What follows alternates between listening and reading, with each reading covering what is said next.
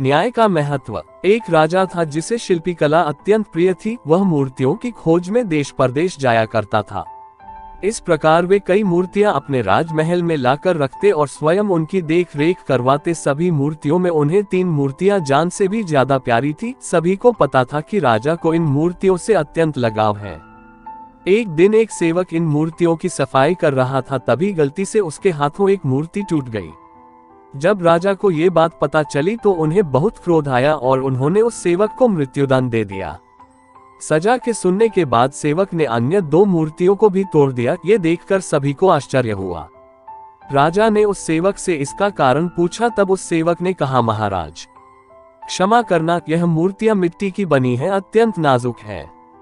अमरता का वरदान लेकर तो आई नहीं है, आज नहीं तो कल टूट ही जाती। अगर मेरे जैसे किसी प्राणी से टूट जाती तो उसे अकारण ही मृत्युदंड का भागी बनना पड़ता। मुझे तो मृत्युदंड मिल ही चुका है, इसलिए मैंने ही अन्य 2 मूर्तियों को तोड़कर उन 2 व्यक्तियों की जान बचा ली।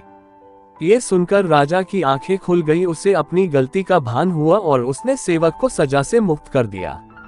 इस तरह सेवक ने सिखाया सांसों का मूल्य।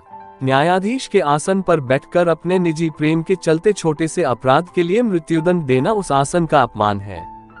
एक उच्च आसन पर बैठकर हमेशा उसका आदर करना चाहिए।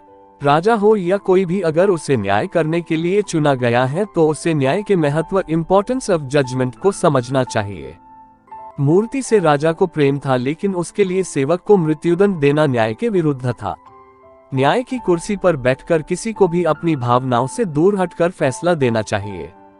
राजा से कई गुना अच्छा तो वो सेवक था जिसने मृत्यु के इतना समीप होते हुए भी परहित का सोचा। ये कहानी हमें अपने जीवन में भी बदलाव करने के प्रति प्रेरित करती है।